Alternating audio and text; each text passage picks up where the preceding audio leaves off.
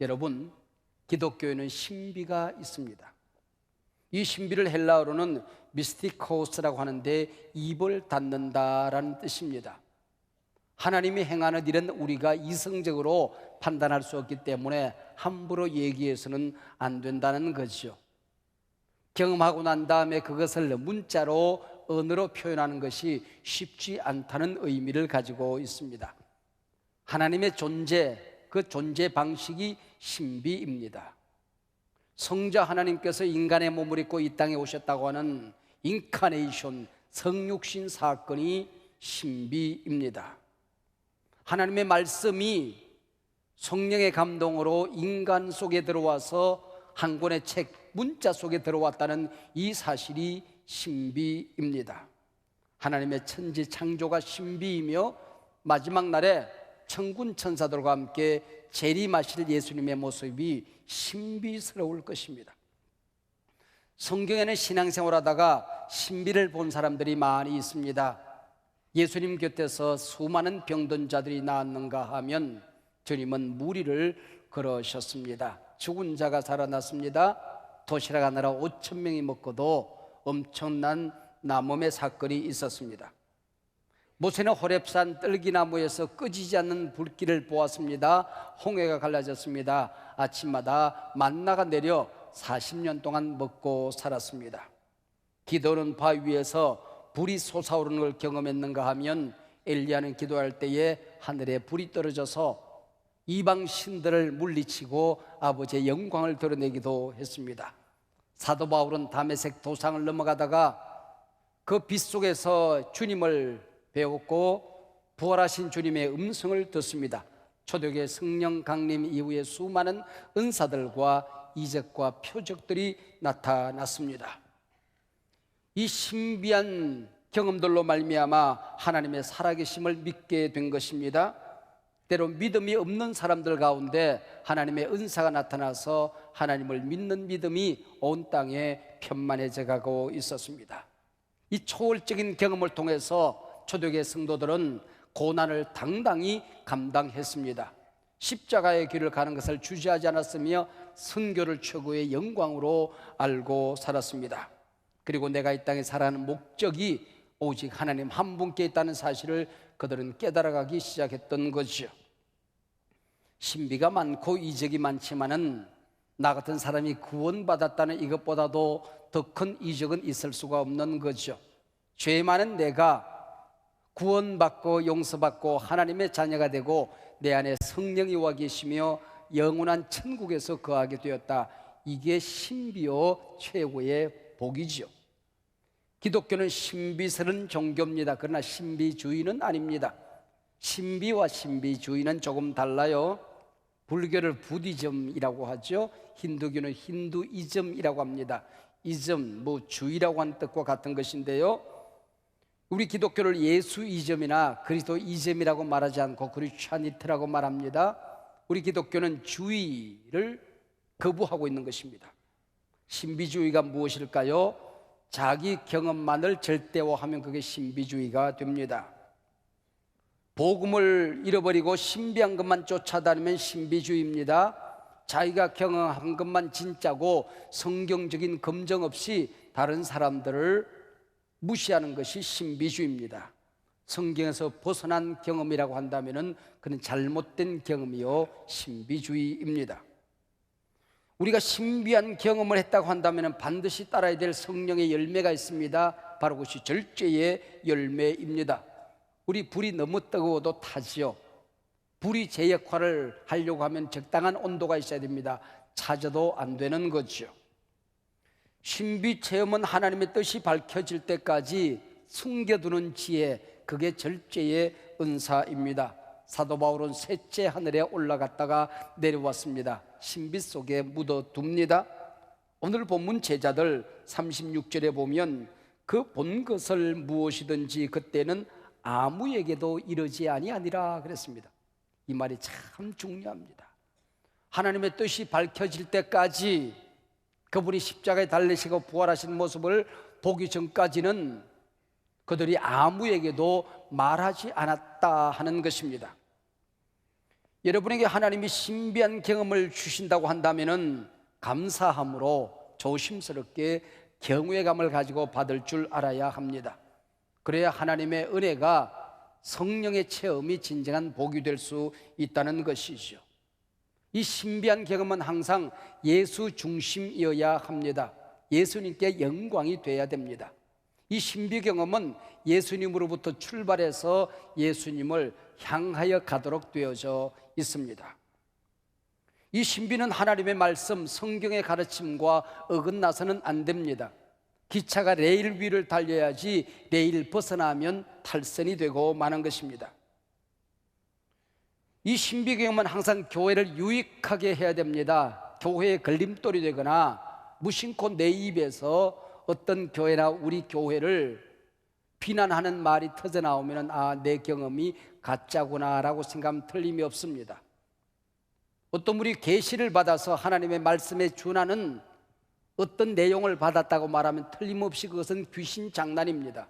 종결된 계시, 신구약 66권으로 모든 구원의 도리가 이미 충분하게 넉넉하게 우리에게 전해졌다는 것이 우리의 신학입니다.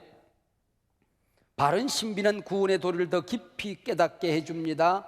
우리 믿음을 말씀 위에 굳건히 세워줍니다. 내 삶을 건강하게 채워줍니다. 내가 섬기는 내 곁에 소중한 사람들, 가족과 일터와 교회가 또 소그룹이 소중하게 여겨지기 시작하면 그 경험을 통하여 내가 이렇게 섬기란 뜻이구나 라고 생각하면 되는 겁니다. 어떤 분이 기도 중에 무심코 감동이 왔습니다. 목사님에게 찾아가면 1,000만을 줄 거다, 그런 감동이 온 겁니다. 그래서 목사님을 찾아왔습니다. 목사님께 목사님, 하나님 나라는 1000년이 하루 같고 하루가 1000년 같다고 그러죠.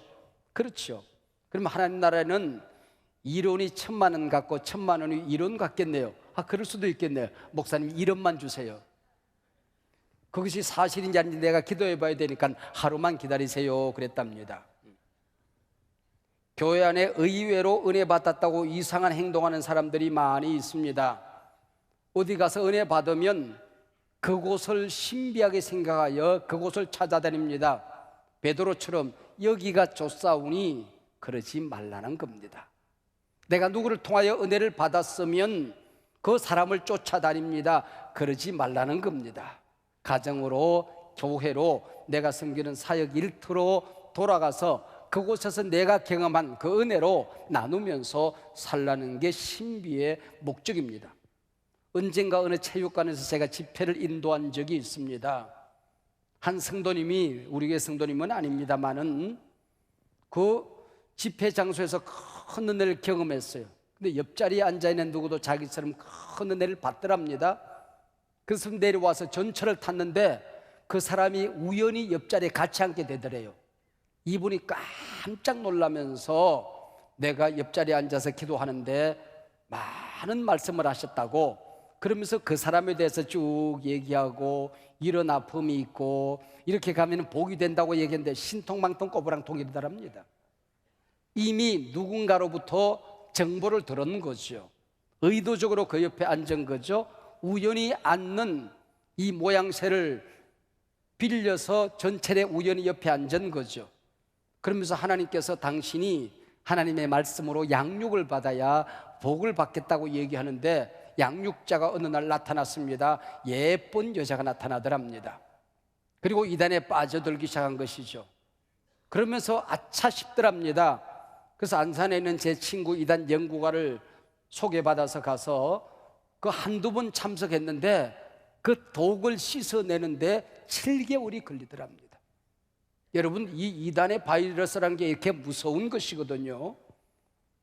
여러분, 우리 주변에서도 지금 조용할 때 이상한 겁니다. 여러분, 틀림없이 이 신비주의 이단들이거나 아니면 한국교회를 어지럽히는 이단들이 우리 곁에, 내 곁에 와 있을 수가 있는 겁니다. 여러분, 뭔가 이상하게 내가 어려움이 있을 때에, 내가 상처가 있을 때에 마귀가 달라붙듯이 착 달라붙어서 그것을 물고 밖으로 나를 끌고 가려고 하면은 아하, 이상하구나 하고 교회로 알려주셔야 됩니다. 또 아니면은 어느 날 문득 조그마한 불평거리가 생기면 그것을 침소봉대합니다. 없는 불평거리를 만듭니다. 그래서 마치 모든 게 사실이고 진실인 것처럼 말하고 떠들기 시작합니다. 자꾸 듣다 보면 그게 진짜처럼 여겨집니다. 아, 이거 뭔가 이상하네. 여러분이 얼른 눈치를 채셔야 된단 말이에요. 또 누군가를 이간질을 시킵니다. 이 사람이 아무개 집사님 요즘 왜 그래? 그 한마디를 물고 늘어져서 당신을 욕했다, 당신을 비판했다, 당신 죽인다고 그랬다, 살린다고 그랬다 말을 만들기 시작합니다. 그러면서 이간질을 해서 그 사람 붙들고 둘 중에 한 사람 시험 드는 사람을 끌고 우리 기도원에 가자, 그리고 기도원으로 끌고 갈 수가 있습니다. 여러분, 이런 사람들이 있을 때에 빨리 교육자들에게 알려주셔야 됩니다. 그래서 그분을 잘 우리가 관찰하고 뒤를 잘 살펴서 이분이 어디서 온 사람인지 우리가 살펴야 된다는 것입니다. 왜냐하면 마지막 때가 되면 가라지들이 교회 안에 있도록 되어 있는 것입니다. 여러분, 돌멩이에는 가짜 돌멩이가 없어요. 그러나 다이아몬드는 가짜 다이아몬드가 있는 거거든요. 우리 기독교는 진짜니까 가짜들이 있는 거예요. 놀라지 말고 당황스럽게 생각하지 말고 여러분 전문가인 교육자들에게 보고하셔서 교육자들이 살필 수 있도록 협력을 해 주셔야 될 것입니다. 오늘 본문 살펴보십시다. 예수님께서 십자가를 목전에 두고 사랑하는 제자 베드로, 야고보, 요한과 함께 변화산에 오르셨습니다. 예수님의 용모가 변하고, 영모가 변하고가 아니고 용모가 변하고 그 옷이 휘어져 광채가 나더라 그랬습니다. 이런 신비에 관한 기록을 묵시문학이라고 합니다. 하나님께서 하늘의 커튼을 살짝 열고 우리가 보지 못하는 하나님 나라의 비밀을 보여줍니다. 그걸 인간의 언어로, 인간의 문자로 표현을 합니다. 그러니 상징적으로 표현할 수밖에 없는 거죠. 읽는 사람들이 그 상징을 잘못 받아들이면 엉뚱한 것으로 가게끔 되어 있는 것입니다. 그래서 우리나라의 대개 이단들이, 요한계시록 이단들이 90%가 훨씬 넘는 이유가 그겁니다. 이혈령, 비혈령, 자기들의 입맛에 맞게끔 뜯어고쳐서 거기다가 해석을 하는 거죠. 예수님의 영모와 옷이 변화되었다고 말하지만 사실은 변화된 게 아닙니다. 그 옷이 예수님이 입고 계시던 영광의 옷입니다. 그 빛나는 얼굴이 하나님 나라에 계시던 얼굴이었습니다. 그걸 살짝 보여준 것이죠. 뭐 화장을 해서 옷을 빨아서 빛난 것이 아니라고 하는 것을 말하는 것입니다. 더구나 거기에서 구약의 인물 모세와 엘리야가 나타나 예수님과 대화를 합니다. 어떤 대화를 했는가 하니 오늘 31절에 보니까 예수께서 예루살렘에 가셔서 별세하실 것에 대해서 말씀을 나누었다, 그렇게 되어 있습니다. 이 변화산에서 내려가서 예루살렘에 들어가 십자가에 매달려 죽으실 것을 말씀하셨다는 것이죠. 얘들아, 땅의 눈으로 보면 예수님 가시는 그 길이 고통의 길일 거야. 그러나 하늘의 눈으로 보면 그 길은 영광의 길이 되는 거야. 얘들아, 땅의 눈으로 보면 십자가가 멸시, 조롱, 저주, 아픔이겠지만은 하늘의 눈으로 보면 마귀 군세가 부셔지는 순간이고 영원한 하나님의 나라가 열리지는 순간인 게야. 그러므로 별세하실 것을 말씀하실 때에 그것이 고난이 아니라 영광이라는 걸 보여주기 위하여 그 얼굴이 빛나게 되었던 것입니다. 입고 계시던 옷이, 피 묻을 그 옷이 광채로 휘어져 온 땅을 밝히고 있는 것이었지요. 이 장면을 우리가 노래를 합니다.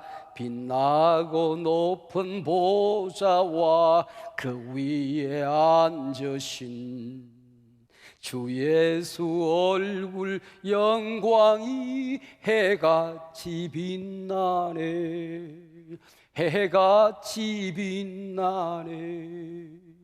주님이 지금도 그 모습으로 우리를 기다리고 계신다는 거죠. 하나님 나라에서. 제가 지금 섬기는 우리 한소망교회 말고 그 이전에 섬기던 한 교회가 있었습니다. 어린 나이에 가서 담임으로 교회를 섬기는데 처음 장례식을 치르게 된 것입니다.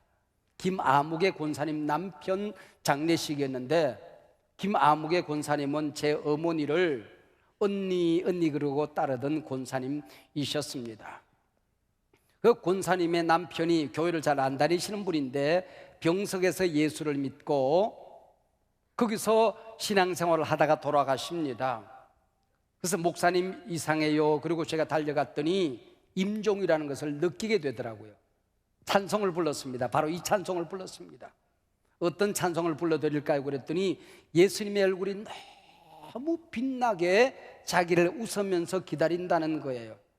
하나님 나라가 보이는데 이 땅에 안 보이고 하나님 나라가 그 빛나는 광채로 가득 차 있는 걸 어떻게 표현할 길이 없지만은 보인다는 거예요. 그래서 빛나고 높은 보좌와 그 위에 앉으신 주 예수 얼굴이 해같이 빛나네. 이 모습이 부활하시고 승천하시고 날 기다리시는 주님의 얼굴이죠. 이 땅에 다시 오실 예수님의 모습이죠. 이 신비를 간직하고 싶었던 베드로가 말합니다. 주여, 여기가 좋사오니 초막셋을 짓겠습니다. 하나는 주님을 위하여, 하나는 모세를 위하여, 하나는 엘리야를 위하여 짓고 싶습니다. 이런 베드로의 행동을 누가는 이렇게 기록하고 있습니다. 깊이 졸다가 자기가 무슨 말을 하는지도 모르고 하는 말이었다. 장꼬대 같은 소리였다고 하는 것이지요. 우리도 하나님 나라 들어가게 될 때 우리 모습이 변화되는 것을 친히 보게 될 것입니다. 우리의 얼굴이, 우리가 입고 있던 옷이 영광으로 바뀌어지며 신부가 남편을 위하여 단장한 것 같더라. 우리가 하나님 나라에서 어떻게 살 것인가를 그 순간 보게 된다는 것이죠. 그래서 우리가 이 땅에 살아가게 될 때에 초월적인 주님의 임재를 경험하게 될 때에, 말씀을 통하여, 예배를 통하여, 기도를 통하여 성령의 임재를 경험하게 될 때에, 신비 경험을 하게 될 때에 우리의 얼굴이 달라질 수도 있습니다. 성품과 인격이 달라집니다. 습관이 달라집니다. 언어가 달라집니다. 예배 태도가 달라집니다. 섬기는 섬김의 자세가 달라지게 되더라고 하는 것이죠. 바로 이때 구름 속에서 하나님의 음성이 들립니다. 이는 나의 아들 곧 택함을 받은 자니, 그 다음 말이 중요합니다. 너희는 그의 말을 들을지어다. 너희는 그의 말을 들을지어다. 그가 함께 고난받자고 하면 주저하지 말고 고난의 길로 가거라. 그게 영광의 길이니라. 그가 죽자고 하면 죽음의 길 두려워하지 말고 가거라. 그 순교는 하나님 나라의 영원한 세계에서 영광이 될 것이니라. 복음 전하고 살라 말씀하시면 거기다 생명을 걸어라. 너희는 그의 말을 들을지어다. 신비 경험의 목적이 여기 있는 것입니다. 예수님의 말씀이 들려야 됩니다. 우리가 성령을 경험하고 나면, 내 병의 고침을 받고 나면, 내가 이적과 기사를 경험하고 나면 신비가 보이는 것이 아니라 하나님의 말씀이 보여야 합니다. 성경 말씀이 들려져야 됩니다. 말씀의 깊이가 깨달아져야 되는 것입니다. 이것이 바로 신비 경험의 목적이라고 하는 것이죠. 이 황홀 경험과 신비 경험의 결론을 오늘 본문 마지막 절 36절은 이렇게 기록합니다. 오직 예수만 보이더라. 오직 예수만 보이더라. 신비 경험이 강할수록, 성령 체험이 강할수록 그 결론은 오직 예수님이 보여야 됩니다. 모세는 사라졌습니다. 내 안에 있던 율법이 떠나가는 것입니다. 누구도 비판하지 않는, 세상을 부끄럽게 생각하지 않는, 풀 한 포기도 새로워지는, 아침에 떠오른 태양이 새로워지는, 내 곁에 있는 사람들이 소중해지는 예수가 보이는 신비를 경험하는 것이 진정한 신비가 되는 것입니다. 엘리야도 보이지 않았습니다. 그 자리에 어떤 위인도 남아있어는 안 됩니다. 설교자가 남아있어도 안 됩니다. 은혜를 끼쳤던 부흥사가 남아있어도 안 됩니다. 안수자가 남아있어도 안 됩니다. 마리아가 교황이 남아있어도 안 됩니다. 석가 공자가 그 자리를 지킬 수가 없는 것입니다. 모세도 엘리야도 보이지 않더라. 오직 예수만 보이더라. 할렐루야. 오늘 본문 다음 절에 예수님과 세 제자가 산 아래로 내려옵니다. 십자가가 기다리는 곳입니다. 그들을 잡아 죽이기 위해서 혈안이 된 사람들이 그들을 기다리고 있는 자리로 내려가는 것입니다. 기독교는 산 위의 종교가 아니라 산 아래의 종교입니다. 서도원의 종교가 아니라 도시의 종교입니다. 길거리의 종교입니다. 공동체, 가정과 일터와 교회로 내려가는 종교라고 하는 것이죠. 산 아래에서 예수를 기다리는 일이 무엇이었습니까? 귀신 들린 아이가 귀신에게 시달리며 비참하게 쓰러지고 넘어집니다. 이 아이를 부둥켜 안고 쩔쩔매는 아버지, 예수님께서 귀신을 쫓아내고 그 아비를 위로하고 이 아이를 고쳐주는 것입니다. 네가 예수 만났으면, 신비 경험했으면 신비 속에 산 위에 머물지 말고 가정으로 내려가 내 가정에 맡겨주신 소중한 사람들 사랑하고 살라는 거야. 목장으로 내려가서 내게 맡겨진 사람들이 주님인 줄 알고 섬기라는 거야. 일터를 주신 하나님 앞에 감사함으로 월요일날 기쁜 찬송을 부르며 달려들어가 그들을 섬기라는 것입니다. 이 교회가 주님의 교회인 줄 알고 하나님의 집인 줄 알고 섬기라는 것이죠. 오직 예수만 보이더라. 예수 안에 모든 것이 있음을 믿는 거죠. 그 안에 진리가 있고 그 안에 진정한 경험이 있고 내 삶의 목적이 그 안에 있는 것입니다. 한 수도원이 있었습니다. 한때 수많은 발걸음들이 오고 가던 수도원인데 썰렁해지기 시작했습니다. 이 원장이 옛날 원장, 우리 시니어 원장을 만나러 갔습니다. 그러면서 자초지종을 얘기했습니다. 원장님이 계실 때는 수많은 사람들이 오고 갔는데 제가 원장이 된 지 10년, 20년 되는 사이에 사람들의 발길이 끊어졌습니다. 이유가 무엇일까요? 내가 뭘 잘못할까요? 이 원장님이 말합니다. 노 원장님이 말씀을 하는 거예요. 그 수도원 안에 예수님이 계시는데, 예수님이 왔다 갔다 하시는데 예수님을 못 알아보고 함부로 대하기 때문에 예수님의 임재가 그곳에 없는 것이라고, 그곳에 예수님이 누군지를 발견하고 잘 섬기면은 다시 수도원이 옛날에 그 영광의 발걸음을 경험하게 될 것이라고 얘기를 했습니다. 그 얘기를 수도원 식구들에게 전했습니다. 그 말이 믿어졌어요. 혹시 원장님이 예수님일까?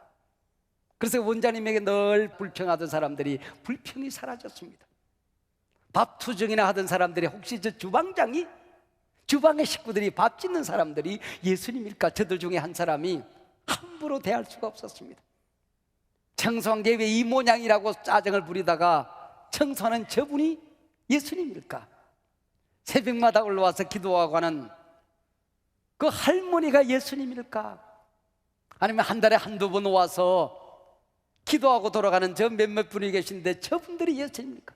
서로들 경외감을 가지고 섬기기 시작했습니다. 사람들의 태도가 달라졌어요. 얼굴이 달라졌어요. 품성이 달라졌어요. 모든 게 달라지기 시작했어요. 하나님의 임재가 나타나기 시작했습니다. 그래서 다시 수도원을 찾는 수많은 발걸음이 북적거리기 시작했다 하는 것입니다. 여러분, 여기 오셔서 주님을 만나셔야 합니다. 예배 시간마다 성령의 임재를 경험하시길 바랍니다. 병든 자가 있으면 나음을 경험하시길 바랍니다. 악한 영들을 결박하는 권세가 나타나시길 바랍니다. 이적과 기사와 표적, 능력 행함의 은사가 날마다 새롭게 일어나기를 축복합니다. 그러나 거기 머물면 안 됩니다. 가정으로 들어가셔야 됩니다. 일터로 들어가셔야 됩니다. 목장으로 들어가셔야 됩니다. 이 교회 안에 가득한 주님을 보셔야 됩니다. 오직 예수만 보이더라. 모든 사건 속에, 내가 만나는 모든 사람들 속에 예수가 보여지시기를 바랍니다.